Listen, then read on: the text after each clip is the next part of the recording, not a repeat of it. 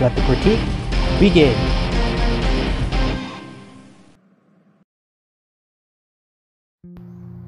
Two of Mark Twain's most famous novels are The Adventures of Tom Sawyer and The Adventures of Huckleberry Finn. Due to the racial stereotypes and consistent use of the N-word in Huckleberry Finn, even though the author was not intending it to be used in a racist manner, the book was criticized upon its release and is still criticized for it today. Those people who are criticizing it obviously aren't looking at it in context. Still, it manages to be among the greatest novels of all time. There were a few film adaptations of both works, but the one I'll be focusing on is the 1993 Disney film called The Adventures of Huck Finn, starring Elijah Wood as the title character. You may recognize him from his first film appearance in Back to the Future Part 2, and he would later play Frodo in the Lord of the Rings trilogy.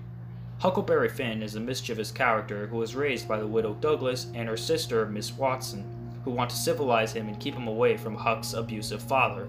One day, however, Pap comes by and takes Huck from the widow's home, then locks him in his cabin. Huck gets out of the cabin and makes it look like he was murdered in there so he can escape Pap.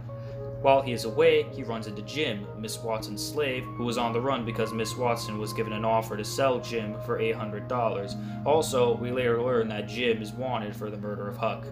The two are basically social outcasts, so they gotta help each other travel by raft across the Mississippi River. For the most part, it seems as though the film connects to the book, but there are a lot of differences between the novel and the film, mainly in terms of what scenes from the book were left out of the film, making it faster paced. I don't mind that too much, as long as it's not leaving out the important parts. Other times it's minor changes, such as this kid Buck Grangerford, who in the film is renamed Billy. I can understand that because we don't want any confusion between Huck and Buck. Another difference is that not once does anyone use the N-word. I can see where they were going with that change. They wanted to be targeted towards kids because after all, this is Disney.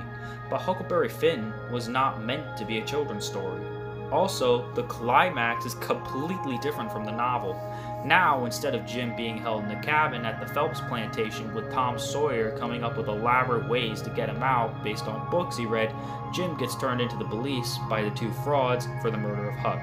And now, Jim has to be set free and escape from the mob that tarred and feathered the frauds.